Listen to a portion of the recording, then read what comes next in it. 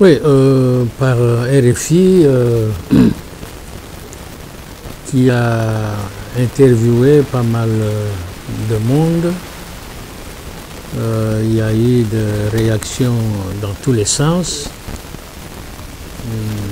Personnellement, je considère que le secrétaire général de l'ONU n'a pas fait une sortie, comme on dit en termes journalistiques, il a plutôt dit une vérité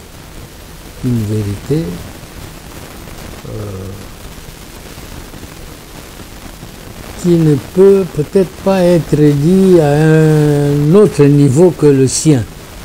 Vous savez, c'est le secrétaire général des Nations Unies, la rang de président, de chef d'État, à la tête d'une organisation mondiale. Lorsqu'il dit que ce mouvement M23 a eu un armement supérieur à celui de la MONUSCO, je crois que c'est ça, hein? Je crois que c'est pas une blague, hein? Il dit une vérité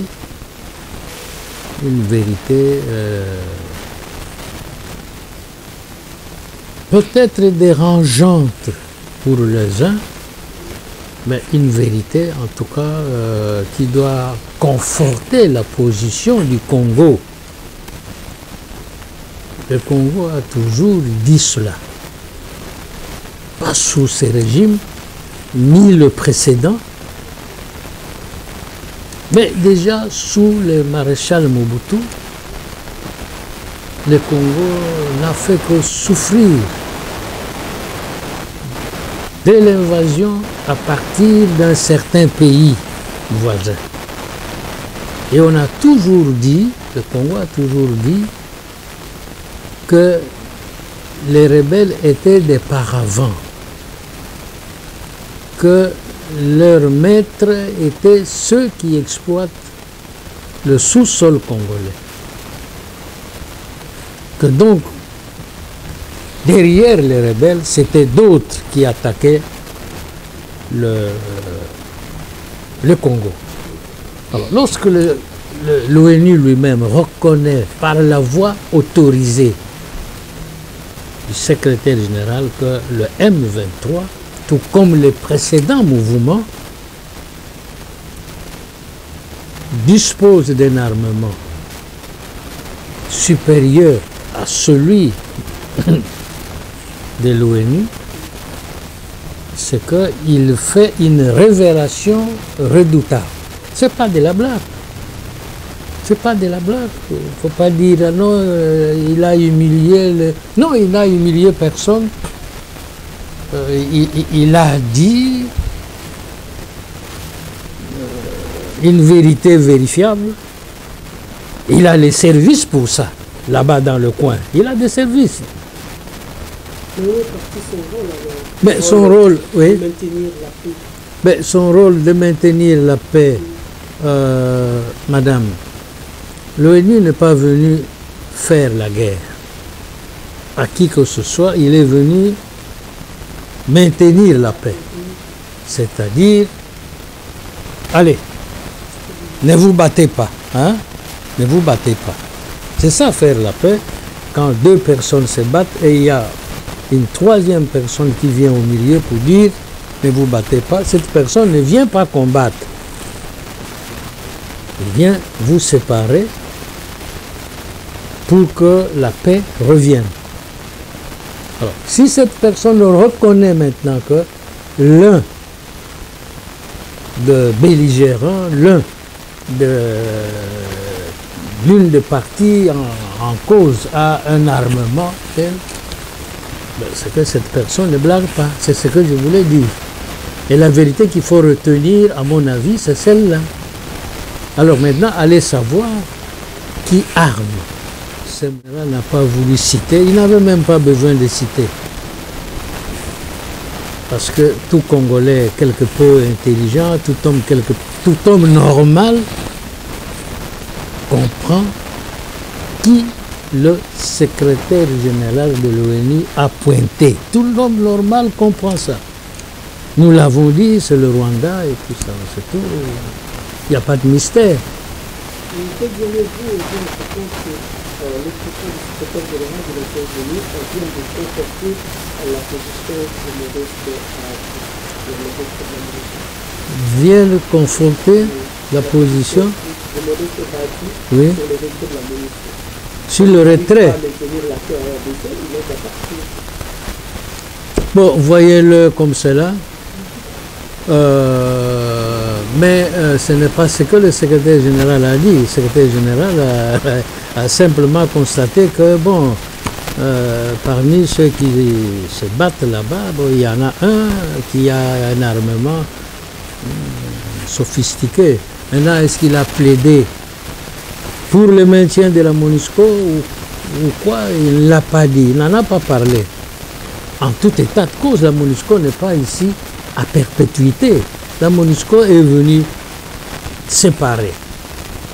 Si elle ne peut plus, bon, un jour elle partira.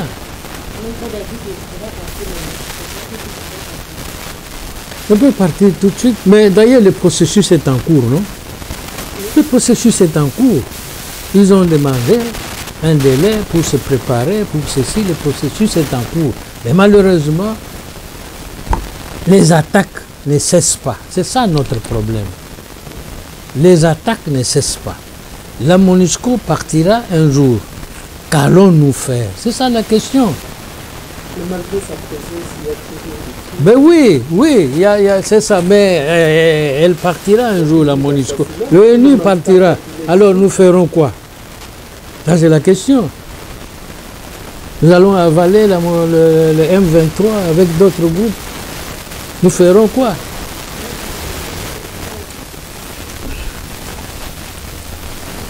Pour avaler le Rwanda, le Congo n'a pas besoin d'armes sophistiquées.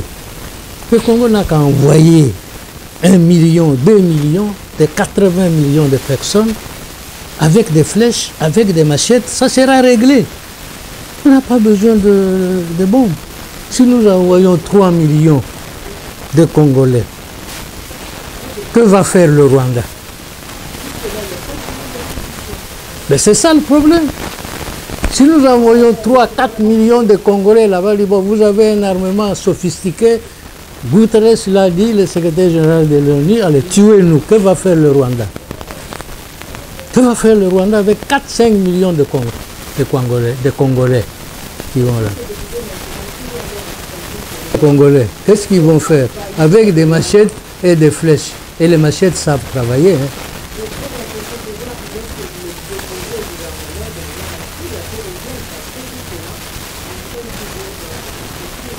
Mais madame, la paix, on ne la fait pas seule. On ne la fait pas seule. Le Congo, depuis et jusqu'aujourd'hui, ne demande que ça. Le Congo ne demande que ça, mais le voisin ne comprend pas ou ne veut pas comprendre. Certainement parce que ceux qui lui fournissent cet armement dont vient de parler le secrétaire général de l'ONU, lui disent, allez, tiens bon, nous sommes là. Tiens bon, nous sommes là. Le problème est à ce niveau-là. Le problème est à ce niveau-là. Qui fournit l'armement?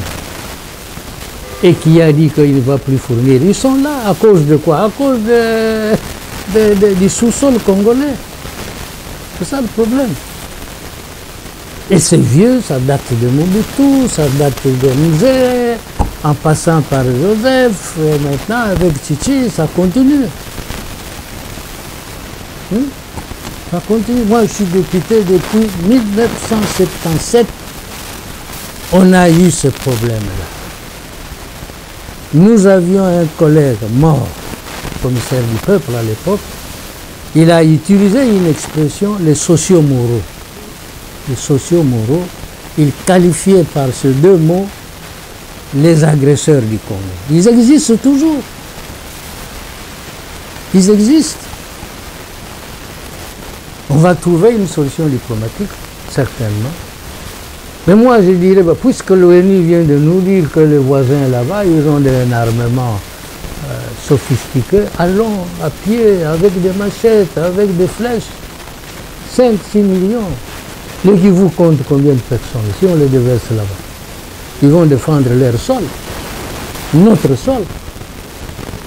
Il faut que le Rwanda comprenne. N'est-ce pas? Merci beaucoup.